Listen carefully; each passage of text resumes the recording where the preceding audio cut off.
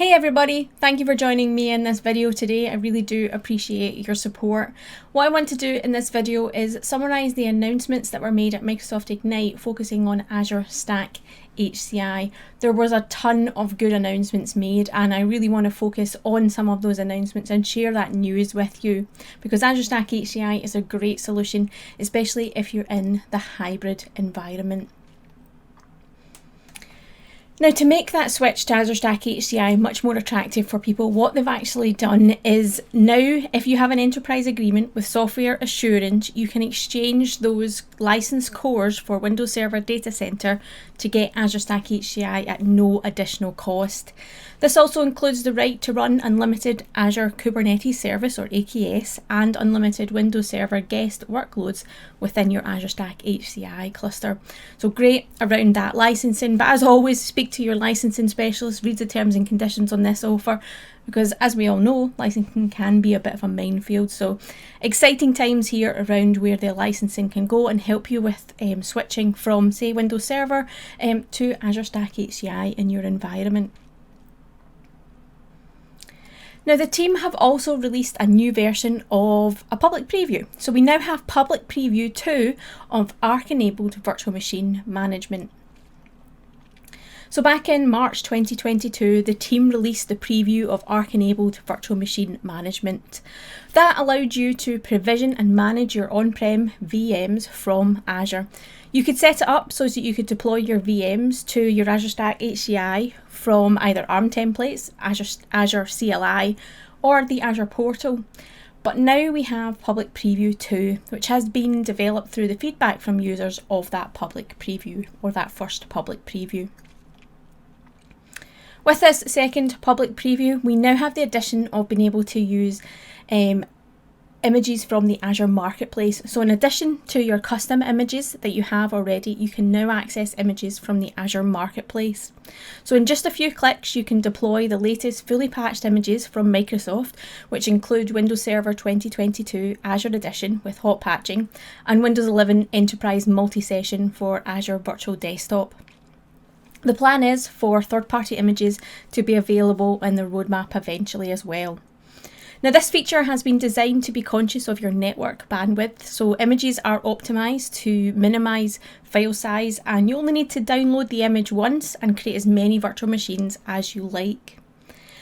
Now, those among you that are familiar with Azure Stack HCI, you'll notice something in there. So the Windows Server Azure Edition is now supported for deployment on your Azure Stack HCI cluster, and that's a new announcement as well. So as well as being able to run Windows Server on your Azure Stack HCI cluster, you can now run Windows Server Azure Edition, which is an important differentiator here. Another part of the public preview is that you now have access to guest management VM extensions. So when you deploy a new VM through Azure Arc, the guest operating system is now automatically Arc enabled. And this means you can use VM extensions like domain join to configure the operating system or even custom script to deploy and configure your applications. And more extensions will be added over time as well. I know the team are already working on public preview 3 of this feature, so lots to come from this as well. Now, as part of this preview within the Azure portal, you'll now have a nifty new box when you look at your Azure Stack HCI cluster, and that will help you deploy as many virtual machine desktop session host VMs as you need to your cluster, and it will automatically join them to your AVD or Azure Virtual Desktop Session Host pool, all through the use of an ARM template. So you can click on that button and it will help you deploy those AVD desktop session hosts to your Azure Stack HCI cluster as well. Now, as part of the announcements at Ignite, the team launched version 22H2 for Azure Stack HCI. This new version should be available as an over-the-air update already to you all, so if you go and check your Azure Stack HCI cluster, it should be available, and then it should be available to download as a whole ISO very shortly. Now, this update is focused on storage replica compression, network ATC v2 improvements and Hyper-V live migration as well, and there are other things included there too. Now, summarising some of these, the Hyper-V live migration is faster and more reliable for switchless 2-node and 3-node clusters. Within this new version, there is a storage replica compression feature for data transferred between the source and destination servers. This new functionality allows for higher throughput and lower network utilisation, which in turn results in lower cost for metered networks. Now, picking up on some of the network sections, we have storage automatic IP assignment. So the network ATC will automatically identify available IP addresses in your default subnets and assign those addresses to your storage adapters. We also have post-deployment VLAN modification. So there's a new commandlet, set-net intent, which will allow you to modify your VLAN settings just as if you would if you were using the add-net intent commandlet. So there's no need to remove and then add the intents again when changing VLANs. Now do check out the release page for more information, as there were a ton of announcements there, and I've just picked out a few for you. So we've also had some Azure Kubernetes service upgrades as well within this announcement feature from Ignite. So firstly, the Linux container-based image has been updated to Marina 2.0, which is under half the size of Marina 1.0. It's more secure, upgrades faster, and contains nearly 3,000 added or updated packages. Also, the procedure for attaching GPUs to your containers has been simplified, and also based on feedback from everybody that uses Azure Stack HCI, the team have now allowed you to use any account in the System Administrators group to manage your AKS.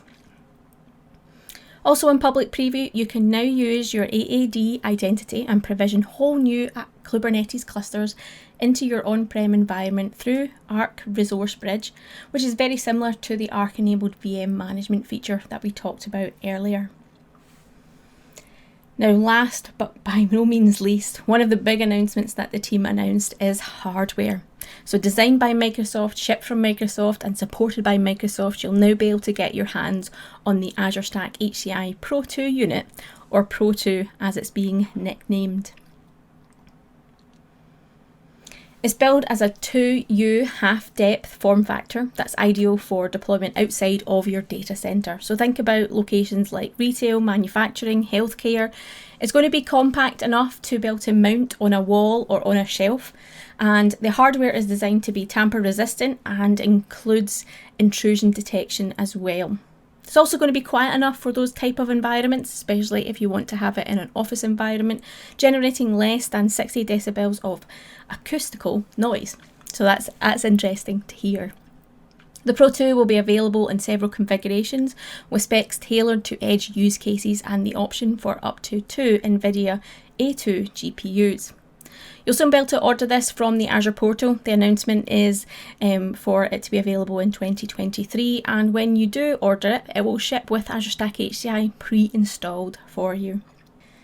Thank you for watching. If you've made it to the end, you'll see on the screen a link to some more resources. I have put together some release notes around the information that I've shared today, so you can go and read the official announcements from the team and dive into more detail. If you've enjoyed this video, please do hit that like button and consider subscribing and ticking that little notification bell so that you get notifications of my videos. I do try to release one every week. Thank you again for tuning in, and hopefully see you in another video.